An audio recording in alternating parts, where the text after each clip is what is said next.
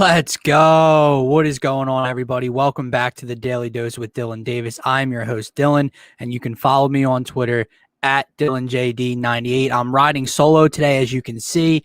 The guy that's normally in the passenger seat with me, Matt McGinty, he's Mr. Cool today, so he will not be around joining us, but that's okay. I got you guys covered, and today is a really 3 for 4 type of day. I got my man Amadeo, who covers the Flyers here at TPL. He is a co-host of the Flyered Up podcast. He's joining us at 4:05 in just a few minutes to talk about last night's important overtime win over the Buffalo Sabres. Shane Gostisbehere was waived today, so I'll ask him. We'll get into all that and what that could mean coming up for this team. It doesn't send a message.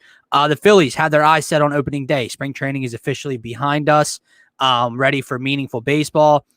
To set off on Thursday afternoon. So we'll get into that. The roster is out. The pitching rotation is set, as Joe Girardi said the other day. And, of course, the Sixers are back on the hardwood tonight in Denver in Mile High against the Nuggets. Still down Joel Embiid. Still no George Hill yet. So can the Sixers pull off another, important win without Joel Embiid and keep their edge in first place over the Brooklyn Nets? But before we get started, a message from our sponsors here at XL Media. Hey, what's up, guys? March Madness is here. The NBA and NHL are both in full swing. Baseball opening day is coming up, while we here at the Painted Lines are devoted to bringing you top-notch content from all the major sports. We are excited to also now give you the opportunity to cash in on all that content and knowledge. If you follow the link below, you will have the opportunity to sign up with BetRivers, an online sportsbook, and get an instant new user deposit match of up to $250. That's free money that you can use and try to turn into more free money. Let's go. Don't sit there and waste all that money. Turn every basket into an otherwise meaningless Cavs-Timberwolves matchup on a random Wednesday in March. That makes it all the more exciting. For betting tips and advice, be sure to check out written content from our top prognosticator, Money Max, on our website at thepaintedlines.com, or check out the Tough Cover podcast right here on the Painted Lines YouTube channel. You've seen the commercials all over TV and radio, but now is the time. Sign up today with BetRivers using the link below and start cashing in on your love for sports. Using the link below will automatically inform BetRivers that TPL sent you, and you'll get that new user deposit match of up to $250. Don't miss out on this opportunity for some free money, baby. There you guys. So definitely, there you go, guys. Definitely go check out the link in the YouTube description. The Painted Lines up to 100% deposit match up to $250. So deposit $250, get a free $250 back. Today's show is all about you guys, so please comment as much as you can. Teddy says, "What's up? How are you doing, man?" Good, Teddy. Continue to comment with us all along, all throughout the show, and we'll have some fun with it. But I am joined first by my man Amadeo here at the Painted Lines, co-host of the Flyered Up podcast. Amadeo, how are you feeling today? A little shocked, I would say. Definitely something you don't expect to wake up to. I was literally in the car coming home, and I just see on Twitter that Ghost is waving. I'm like, what? So, yeah, it's a little weird situation the Flyers are in currently, but can't wait to talk about it, and thanks for having me on. No problem, man. Thank you for coming on. You know what? Before we get into last night's win against Buffalo, let's talk about that sticking point that you just brought up first. Shane Gostisbehere waived as of this morning. I know a lot of people are very shocked, surprised, as you said. I'm shocked, don't get me wrong, but at the same time, if there was anyone to get waived, I can see why it's Ghost. I mean, this is a guy for the past, year or two under AV that's been, sent down and up and healthy scratched all throughout while AV's been the head coach of this Philadelphia Flyers team. So talk to me about what this means. So to you, Amadeo, does this mean a second move is coming? Or was this like a message to the team, like, wake the hell up? Anyone can get caught. Wake up. I believe it's both. I firmly believe that it's both because, yes, the messages definitely need to be sent because you go to last night's game and the first two periods were just absolutely embarrassing. You shouldn't be going down 3-0 to that Buffalo Sabres team who are currently now on an 18-game losing streak. You just should not do that in general.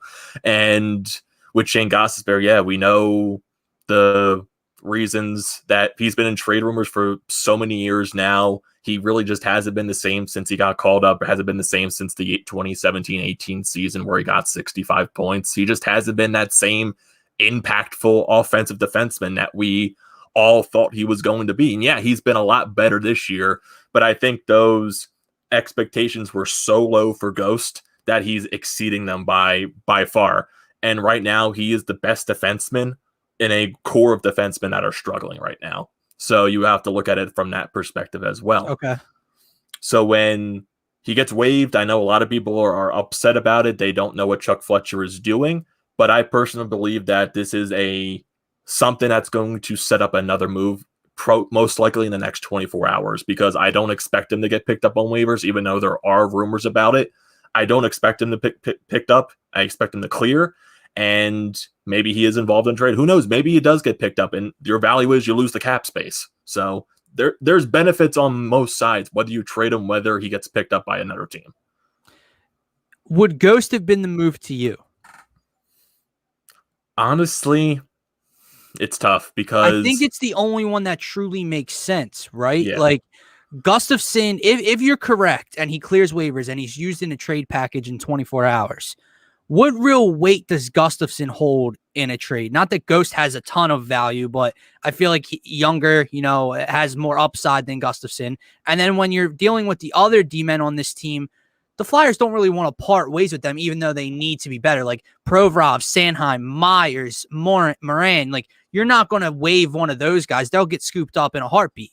So I feel like it's just the one that made the most sense.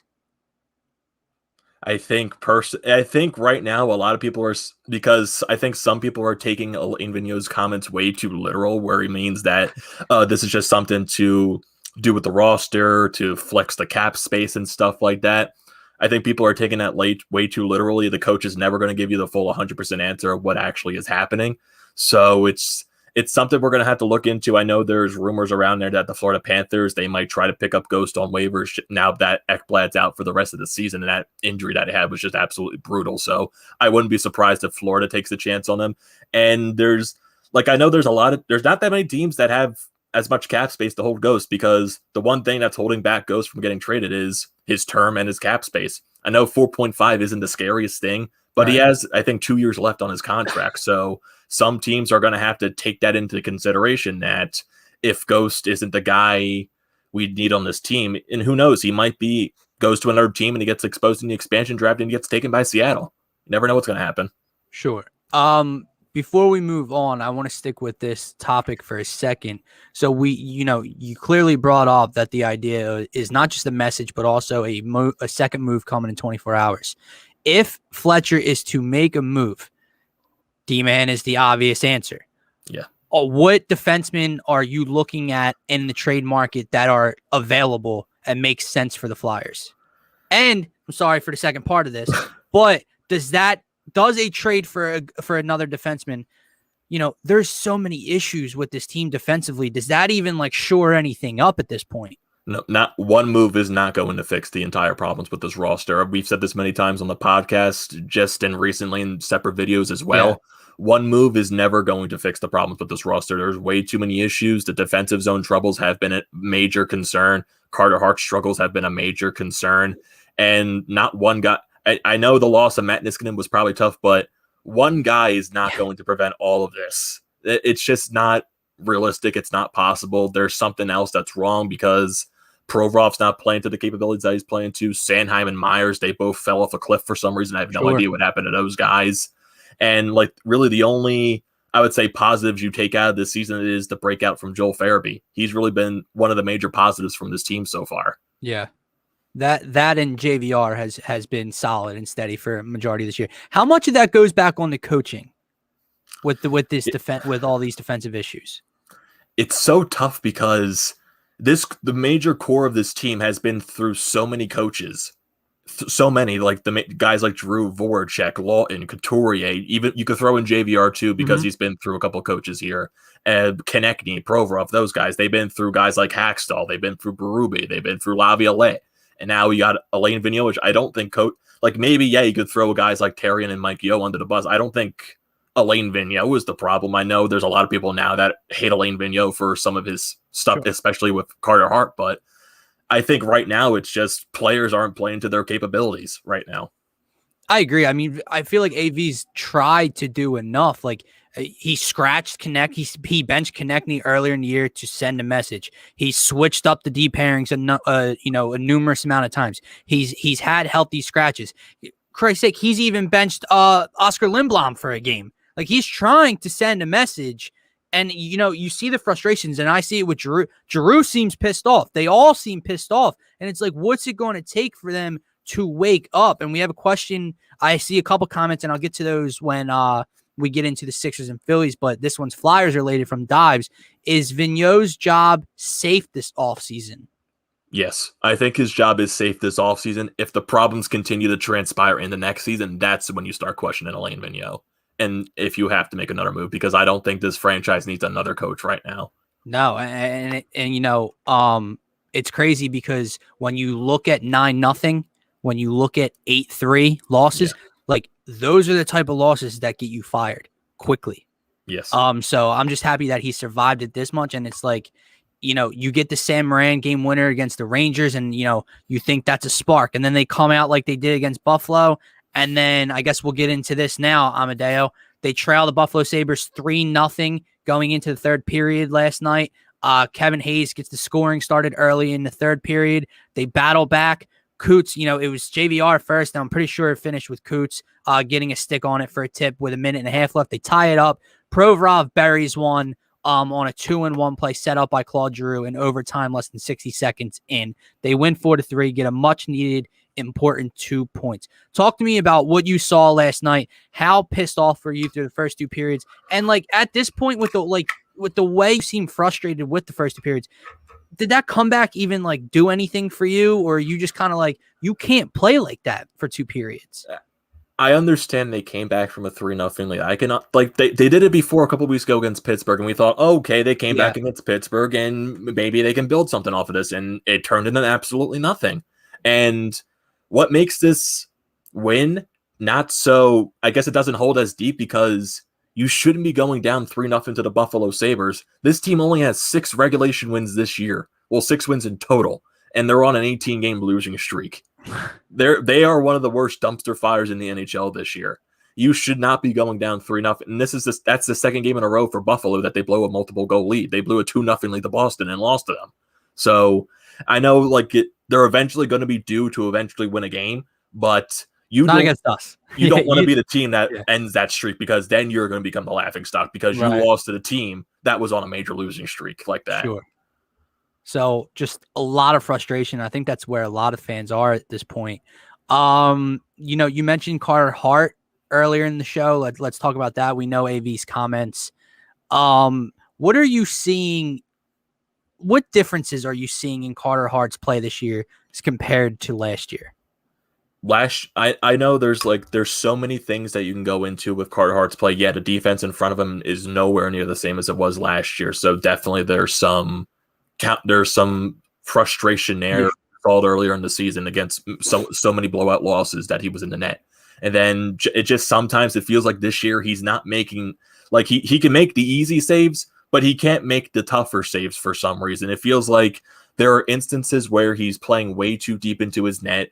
It looks like when he allows a goal, he gets into his own head, where in previous seasons you never saw that from him.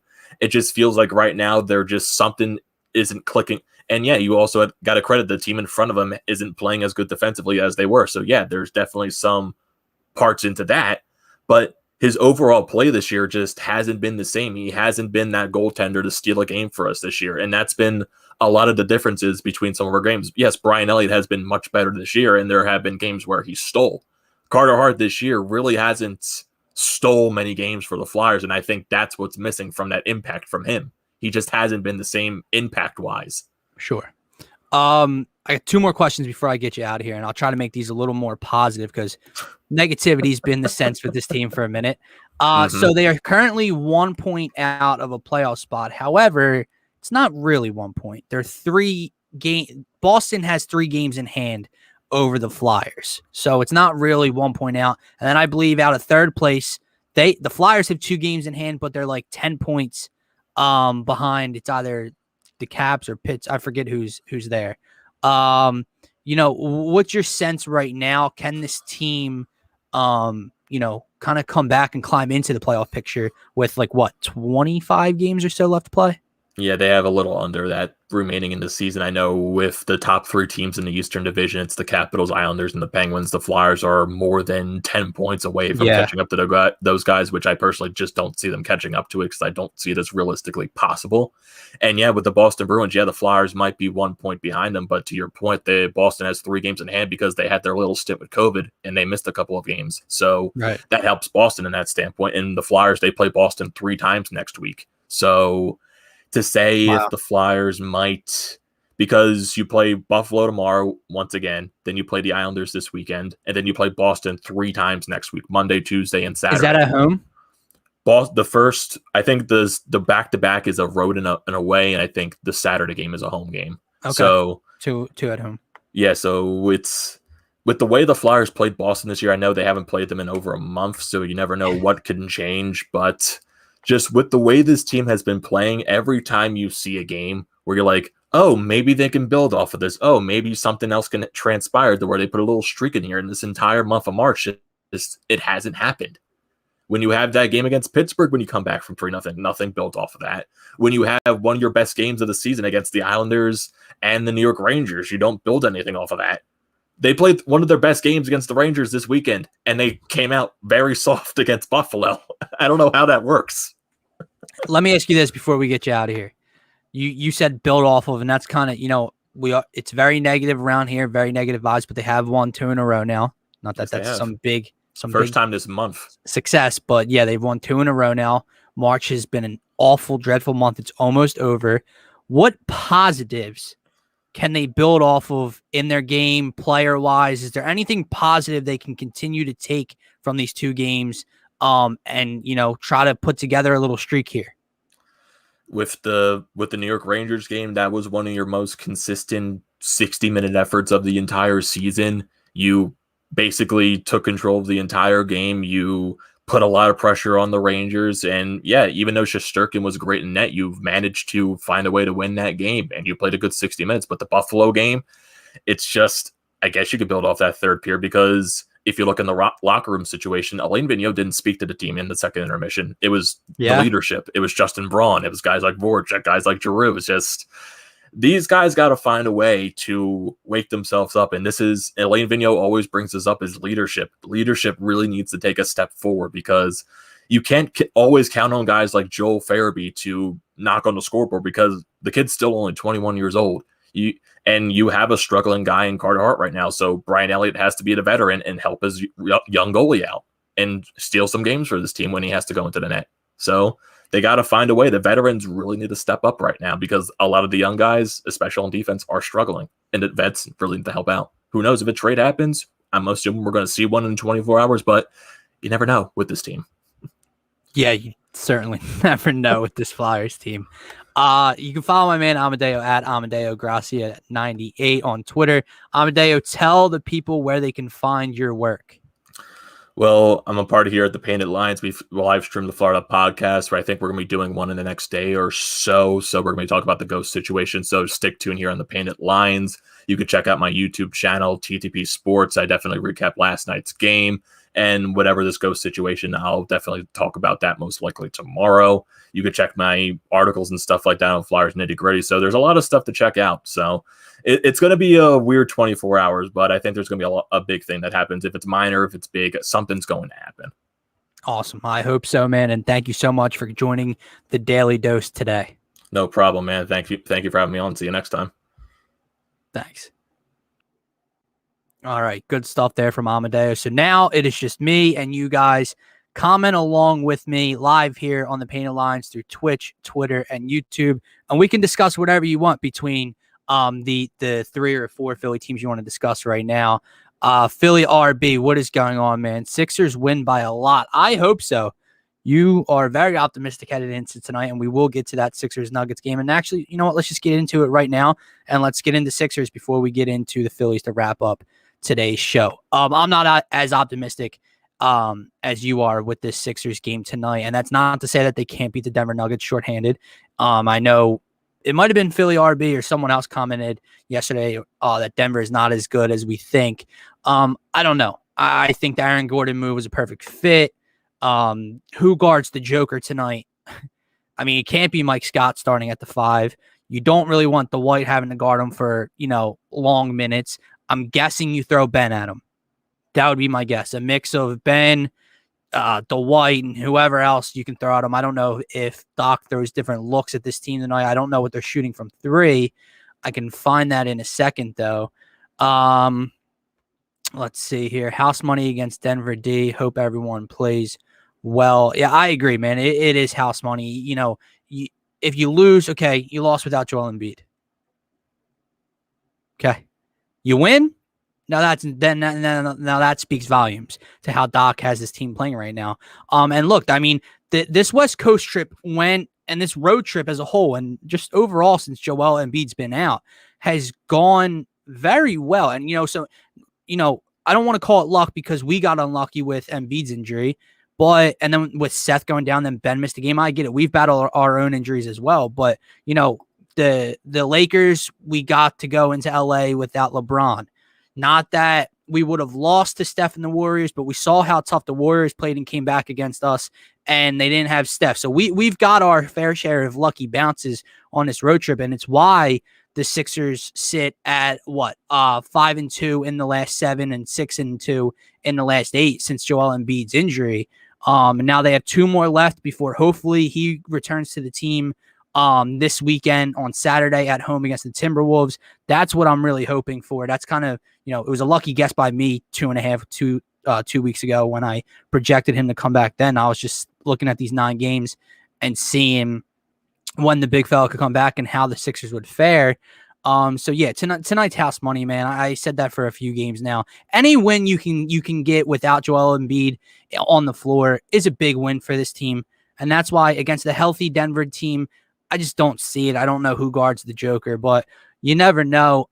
Throw Simmons on him and have help defense waiting in the paint because Joker plays a lot on the perimeter. Yeah, I agree. But then I guess the question is then who goes and guards. Is Aaron Gordon with the team yet? That's my mistake that I don't know that, but I don't know if Aaron Gordon is playing with Denver tonight or not. But then if he is, who's guarding Aaron Gordon? And then who's guarding Michael Porter Jr.? And then who's guarding Jamal Murray? I know you have Danny Green out there. Tease will probably see extra run tonight. But I do agree, though, that Ben gets a large part of the assignment on the Joker tonight. Yeah, almost forgot Gordon was recently traded. Yeah, I like that fit a lot. What's going on, Abe? I'm riding solo today. Ginn is not around, so comment as much as you want, man. I'm talking Sixers. I'm about to talk some Phillies. So keep it going with us. I'd love to see Ben guard Murray purely from a fan point of view. Yeah, it would be a fun matchup to watch, especially they came out with their defensive player of the year rankings again. And it took like one Sixers loss, or it's back-to-back losses for the Sixers. Just one loss against the Clippers for them to drop Ben to 3 and put Miles Turner and Rudy Gobert back ahead of Ben Simmons in the defensive player of the year race. And it's mind-boggling. It really is. And, my man Tiago on Twitter said earlier, it takes one Joel Embiid performance against either of them to drop them out of the top 50. I don't know who comes up with these rankings. I don't get it. Apparently, I've heard the White has Jokic's number. Yeah, I'm good. I don't want to see too many Dwight minutes on the Joker tonight. I think the Joker will easily get Dwight into foul trouble. I think he'll eat him up. But, you never know. Prove me wrong, Dwight. He got ejected the last 2 games. He said he knows he can't do that. He's got to be smarter. He's got to be here for his team. Doc called him he called him and Harrell a clown when he was asked about that altercation after Dwight got thrown out against the Clippers. Or the Lakers, excuse me. And so, they're holding Dwight accountable, and hopefully he shows up for the Sixers tonight. But I wanted to get some keys to the game because, like I said, it's hard to really judge the Sixers team and see how they can break down a game against the top team in the West without Joel Embiid. because like I said earlier, it's all house money at this point. If you can beat a talented team like Denver without them, if you lose, okay, you didn't have them beat. If you win, that's outstanding.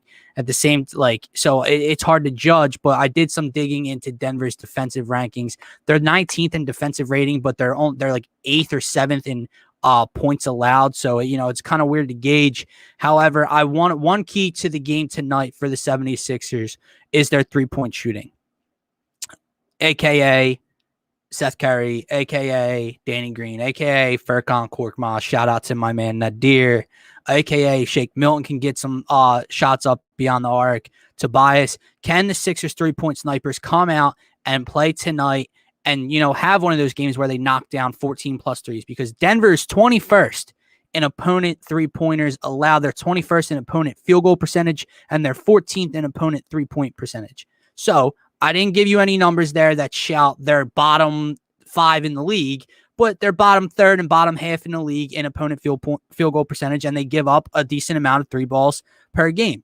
Well, with the way Danny Green's been playing, with the way we've seen Seth Curry be able to stroke the 3 ever since he came back from that ankle injury, Shake Milton's been playing a lot better off the bench. Tobias Harris is a man on a mission right now. How can the Sixers team fare from beyond the arc against the Denver Nuggets tonight? That is one of my questions to you guys. Let me get back to some comments. Dwight did good in the playoffs versus the Joker. I don't remember the Denver. Last year. Oh yeah, you're right. In the Western Conference Finals. I'm sorry. I was like, wait, they played the Clippers, but they beat the Clippers. If I'm Denver, I'd be worried about how I can stop Toby. Toby is a mismatch most games. This is a game where Ben does have to perform and score. I do agree with you. Ben's got to get 20 plus tonight, or that 17, 18 number, but get 11, 12 assists and get everyone else involved. Just be a playmaker. Another thing with Ben, it's not the games where Ben only scores like 15 or 16. And he's got like 16, 8, and 10 or whatever it is. It's not that. It's the games where he doesn't score a lot and he's turning the ball over 5 to 7, 8 times a game. That against superior roster in Denver right now, when you're down Joel Embiid and you don't have George Hill acquired yet, you can't have your point guard turning the ball over that much tonight. To win, Shake needs to find his 3-point touch again. Shake has looked better, man. He has. And that's just something, again, consistency has been a thing with this bench. Consistency has been a thing with a lot of players on this team, more so the bench.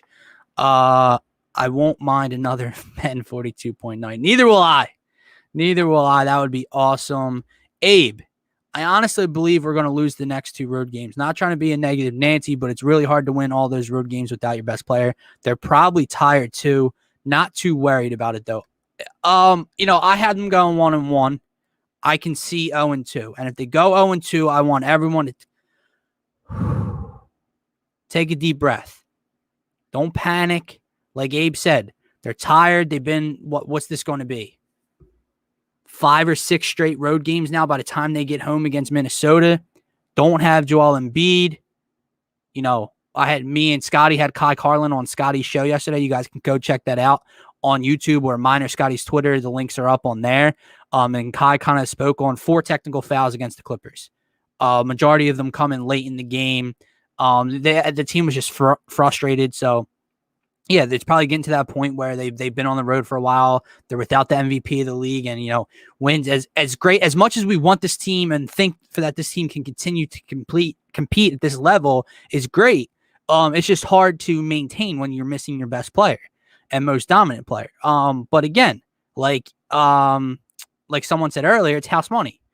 And if they can come out and compete like that, even if they lose and they take Denver to the wire like they did with Milwaukee, or maybe not overtime, but they take them to that wire in regulation, that's a win in my book.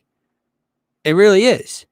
Cavs have been awful, though. Yeah, they have. They've just been a thorn in the Sixers' side, and maybe that was just an earlier season thing. With the Sixers' chemistry has been on real lately. We didn't have that earlier in the year, even though we were winning a lot of games. They're just a different team, so that's going to be the battle that night. I'll be breaking that game down more on Thursday with Gint, where can the Cavs continue to be a thorn in Philly's side, or has Philadelphia matured past that? They had a night's rest, full day's rest. No, I get that. But when you're out on the West Coast and Mile High, indoors, but people always talk about the altitude there, and how it messes you up. 0-2 is still splitting the road trip. Absolutely. Absolutely it is. And that's kind of what I said. Even if they get to 0, and that's what the nice part about the way they started the road trip and the games without Embiid is what I said to you guys 2 weeks ago. Me and Gint predicted 5-4 in the 9 games Joel would miss. If you count the Spurs game the night before we went live doing that, it'd be 6-4. Well, they currently sit at 5-2 or 6-2 to where even if they drop both, they're right where we had it. So again, it's a little bit of house money with where, I kind of foreseeing this going. It would be great if they prove me wrong, though. Yeah, exactly. And I always say that, and people, when I predict the Sixers are going to lose a game, sometimes people push back at me and tell me, you're not, being negative or whatever. It's not being negative. I'm just trying to be a little bit real. They're not going to win every game. We've seen that. So, and again, if they prove me wrong, these are the times I like to be proven wrong. So you guys can comment. I know Abe thinks they're going to lose. Philly RB says they're going to win. What do you guys think? Who steps up? And if they do win, let's go a little more positive here. Who steps up for in place of Joel Embiid? In my mind tonight, I was thinking about this before I went live here, and where am I going to take this? What route am I going to take? Who has to step up? Because in my mind, it's obviously okay. What Ben shows up? What Tobias shows up, right? But then I'm like, okay, well, I just talked about the 3 ball. So we're going to need our role players to hit open shots and to hit a couple threes. So tonight is the definition of a team win. Tobias, coming out and dropping 35, and that's it really, ain't going to cut it. Ben and Tobias getting 20 apiece, but the bench isn't performing, ain't going to cut it against Denver. I know some people aren't high on Denver. I like them. And I think this is a tough matchup tonight. Ben, Toby, and Seth are either a nice performance from Shake and Danny. I do think Ben has a good game scoring. I think he's due for one. I'd have to go back and look how he played against the Lakers and the Clippers, but I don't think his numbers were too high. I know he turned the ball over a decent amount. He fouled out against the Clippers. So yeah, this is a game where Ben has to, kind of step up if he wants to, especially, the Nets won last night. So they're only half a game behind Philly now. The Sixers lose tonight. Now you're back to even with the Nets. And you still got another game without Joel Embiid. Teddy, maybe Shake or Danny. It's interesting how it's if Danny Green steps up again, it's okay, is this real, for real now? Is this Danny Green finally catching his stride, and he's going to continue to shoot 40, 41, 42% from 3 at the highest clip he's taken threes in his career? Who knows? Shake is an interesting point. Shake, I think, is a guy that has to step up because he's been too inconsistent. And again, I had a conversation with people. Philly RB was in the conversation yesterday, and I wasn't trying to comment it. I'm just a loud person when I talk, especially sports, not yelling at anyone, not discrediting anyone's opinion, except when someone said that Ben Simmons is a point guard. I don't like your opinion then. But the conversation we had was starting lineup. And the thing with Shake is being too inconsistent is why when I go back to yesterday's comments, I need George Hill to be that anchor and that backup point guard because I don't trust Shake enough to run the offense. And I get it.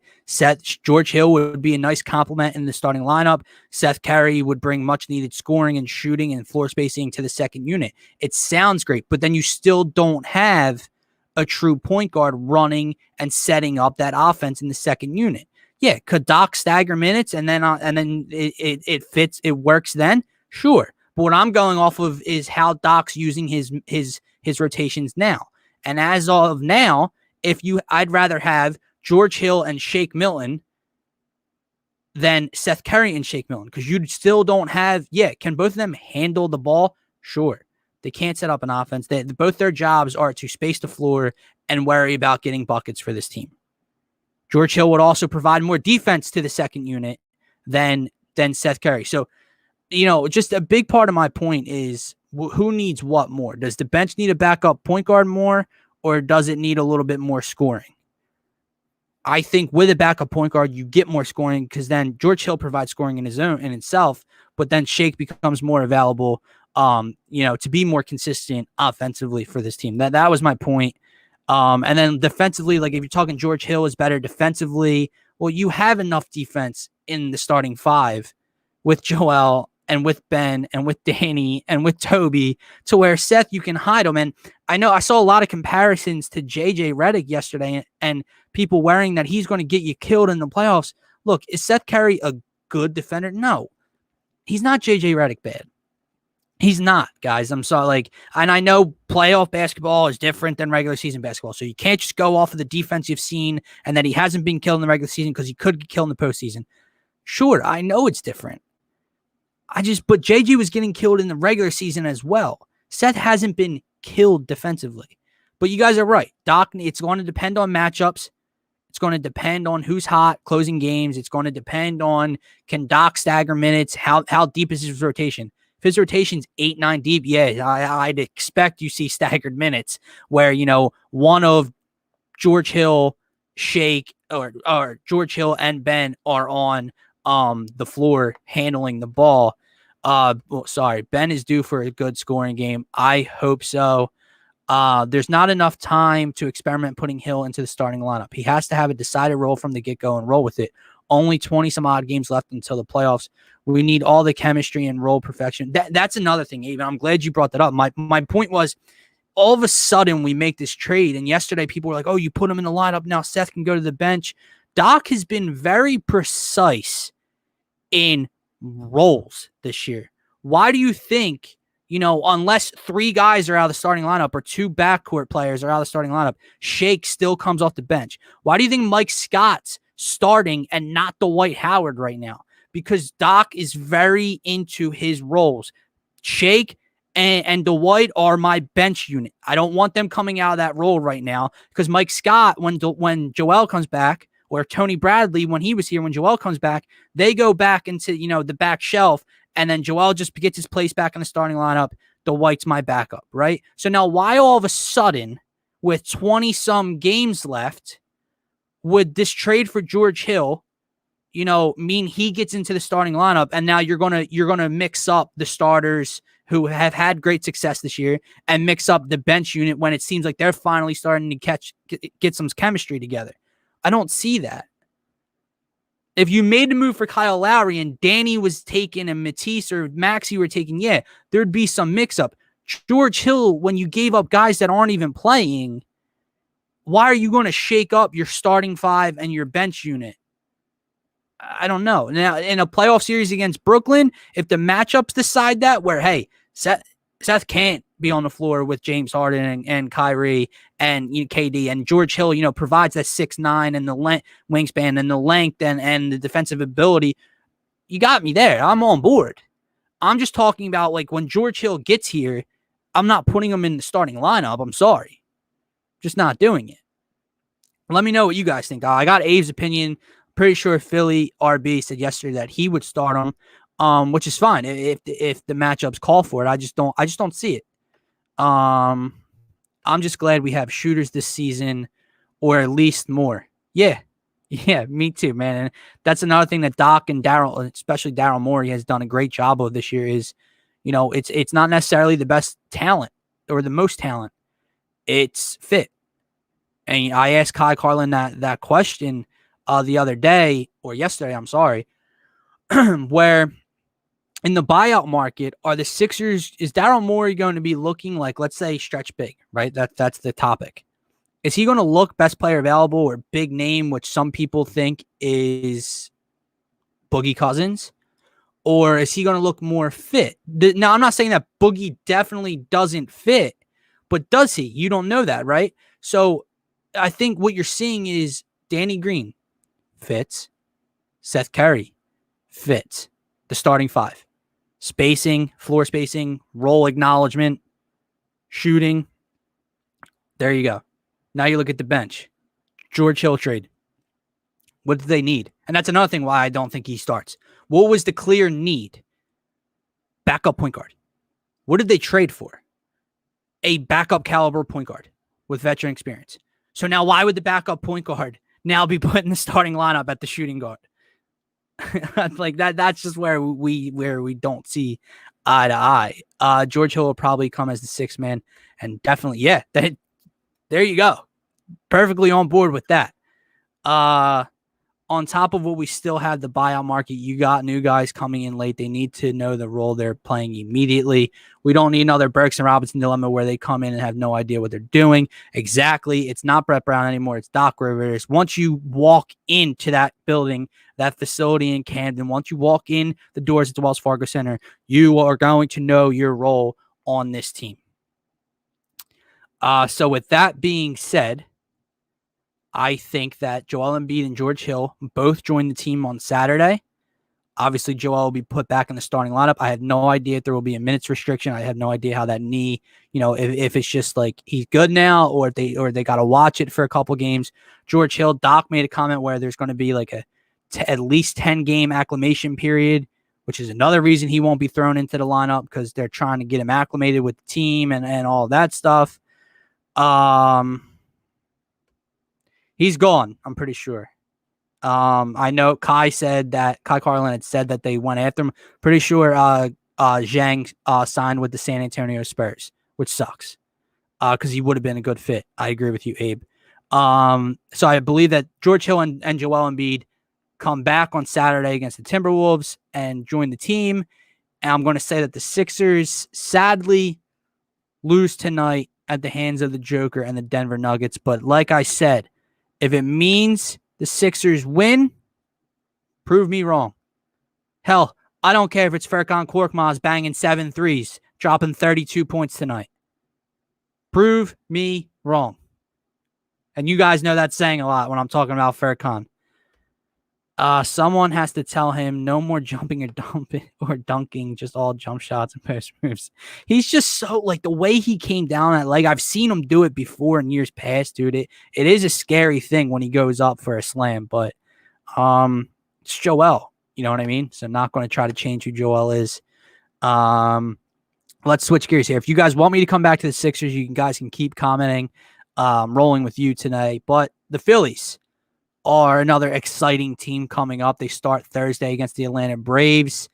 Meaningful baseball is officially back. Is that the real Philly talk with RB? Don't know. Flake IG. Philly RB can let you know in the comments there. But when it comes to the Phillies, I got a couple conversations for you guys if you're interested. So the roster is out. Odubel Herrera did not force their hand. He did not, he had a couple big home runs. He had a couple big bat flips. He had a decent spring training, but he didn't do anything to force the Phillies' hand with all the issues surrounding him to say, okay, he needs to be our center fielder. So Adam Hazley and Roman Quinn get the nod in center field. Who starts on opening day? Hazley had a great spring. I'm not the biggest Roman Quinn fan. However, they're facing a lefty on opening day. Roman Quinn's a switch hitter. Hazley's a lefty. I think Girardi might lean Roman Quinn on opening day. Abe says, I'm definitely hitting Citizens Bank Park this year. Can't wait. Neither can I, Abe. I'm really excited to get back down there. I've heard it looks really good. They got it set up really, really nicely down there with the pods. It's like 8,000 total people or 8,800 people. And that's not all the fans. That's like staff and everything as well, media. And Citizens Bank Park fits like close to 40,000 or over 40,000. So it should be all spread out. I am interested though, Abe, if like, how I told you in the Wells Fargo Center, you got to keep your mask on the whole time even when you're at your seat. That's indoors. I'm wondering if because it's outdoors, they're going to still force you to wear your mask the entire time at your seat or not. What's going on, Dobbs? Getting into the Philadelphia Phillies, getting their eye on opening day. Odubel Herrera sent to Allentown. Adam Hazley and Roman Quinn get the nod in center field. And then what else? Joe Girardi announces the starting 5 rotation as the following. Aaron Nola, Zach Wheeler, and Zach Eflin are your starters against the Atlanta Braves for the first series. And then Matt Moore and Chase Anderson are your back end starting 5 pitchers in the red and white pinstripes this year, to start at least. Spencer Howard not on that list. Is anyone surprised that Spencer Howard is not in that starting 5 rotation to start the season? I'm not. Dives, how are you feeling about this Phillies team? Abe, are you surprised that Spencer Howard is not in the starting 5 rotation? I personally like it.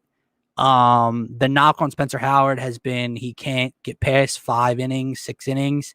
So let him go down and grow. I don't think he's in the bullpen to start. And I like the way Matt Moore and Chase Anderson performed for a majority of the spring training. I know they got rocked. I know Matt Moore got rocked one game. Might have been against the Yankees, but so there's a lot of things to get into with the Phillies as well. Dive says he's excited. Okay, new comments. We can't get down there. Awesome. So, sorry, can't see whatever comments are down below, guys. But keep commenting. Hopefully it gets fixed in a second. Who is your guys' X factor when it comes to the Philadelphia Phillies this year? You know, is it, to me, I have a few on my mind. Rhys Hoskins is an obvious one, right? Didi Gregorius is one. The center field position is one. And I'm going to throw one at you guys that is kind of surprising, and that is Aaron Nola. And the reason I say that is what ace are you getting this season? Are you getting the Aaron Nola that struggled in the final weekend against Tampa Bay last year? Or are you getting close to the 2017 Final 3 NL Cy Young race Aaron Nola? Because that's a huge difference to me. Now, I know that the bats are going to be there. They're going to be. Who is the top guy in the rotation? Zach Wheeler is a great number 2. But I think he's just that, a number 2. Can Aaron Nola return to ace form for this Phillies ball club? Because if he can't, then my expectations drop for them. If he can, now my expectations go a little bit even higher than where I had them set.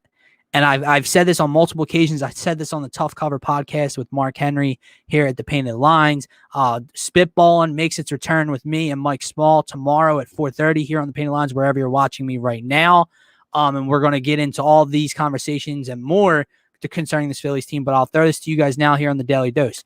I don't think the Phillies are as bad as people are saying. I actually think the Phillies are going to be in playoff contention all year long. I think the Phillies are more so closer to the 1 and 2 spot in the NL East than they are the 4 or 5 spot in the NL East, where a lot of people having them finish 4th behind the Braves, Mets, and Nationals. I'm sorry, I like them more than the Nationals. I know they have a great starting 5. I know Juan Soto is the real deal. He could be in the MVP conversation. I just like them better than the Nats. The Mets, until I know they got new ownership, new GM, brought in Francisco Lindor, James McCann. I get all of it. The Mets are the Mets to me until they prove me otherwise. It's just how it is. The Braves are real. Don't get me wrong. The Braves are real. They added some pieces this offseason. Acuna, Freddie Freeman, Ozzie Albies. They're real. Okay? But I think the Phillies ceiling is more towards Atlanta than it is Miami, if that makes sense for you guys. And the reason to back up my statement there is, A, the lineup that you had last year that was top 4, 5, 6 in runs scored per game is essentially the same damn lineup you have this year, except in an extended version, you get another year of Alec Boehm. Didi Gregorius gets, settled into Philly a little bit more. Okay. Can Rhys Hoskins step up? You brought back JT, Bryce Harper. Kutch, that knee looks good for Andrew McCutchen. I know he's not going to play every day, but that knee looks okay for Andrew McCutchen. The bats are going to be there, okay? And that's a top 5. To me, that's a top 5 to 6 lineup in the entire MLB. You have a good 1-2 punch in Nola and Wheeler. And like I said, Aaron Nola could be a huge X factor for this Phillies ball club this season. It all comes down to the bullpen. The bullpen and the back-end starters, but I think the back-end starters have enough depth, and this lineup can kind of overcome that to where if you're not throwing, Enyel Dola Santos or whoever it was when they would have to call him up and option him up last year, if he's not your fifth starter for a couple games and Matt Moore is, around that 3 ERA and Chase Anderson is the Chase Anderson, I believe, in Milwaukee, then, you got something there.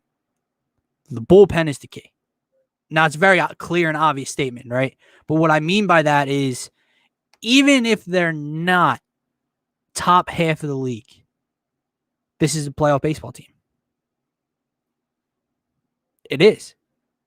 Now, I know it was a shortened season last year and it was weird and all that stuff, but guys, you got to remember the Phillies played down to the final weekend of the season to have a chance at the playoffs, and they had an historically bad bullpen.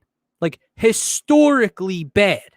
How many games did the Phillies blow because of their bullpen? If they can just be middle of the pack, if they can just be top 21 bullpen for 21st bullpen in the league, I think they're a playoff team. Now, it's interesting because there's no more with last year. Remember, it was the top 1 and 2 teams in the divisions make the playoffs. That's not it. Now it is the top team in the first place in each division, and then there's 2 wild card teams. And like Mark and me were talking about like a week ago was the fact that the Dodgers and the Padres, you got to assume one of them is taking the NL West, the other is taking that first wild card spot.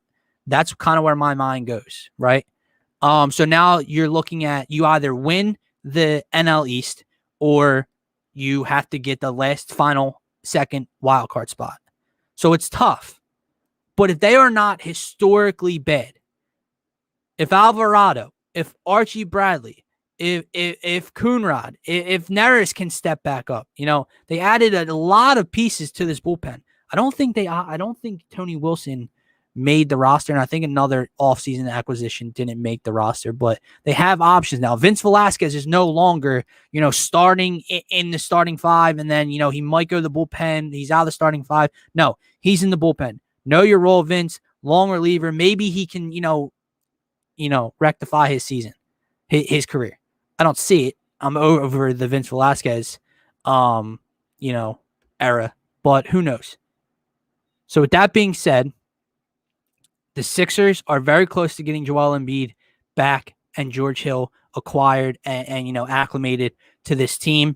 And it is going to be a very, very fun April and May every day here on the Painted Lines with you guys. The Phillies are just 2 days away from opening day. Cannot wait for that. And, I hope you guys enjoyed the Flyers talk with my man Amadeo earlier. They've actually won 2 games in a row. Let's see if they can keep it going.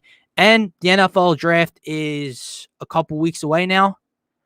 So let's just hope that Howie Roseman does not screw up yet another Eagles draft. As far as news goes for the Daily Dose, Paul Hudrick, I announced it on my Twitter. I've been talking about it the last couple of days on here. He will be joining the Daily Dose here tomorrow. Not 3 o'clock anymore, as I said. He had something come up. He will be with us at 4, normal start time. Here on the Daily Dose with Paul Hudrick. I will be brought with Gint, and Scotty will also be joining us.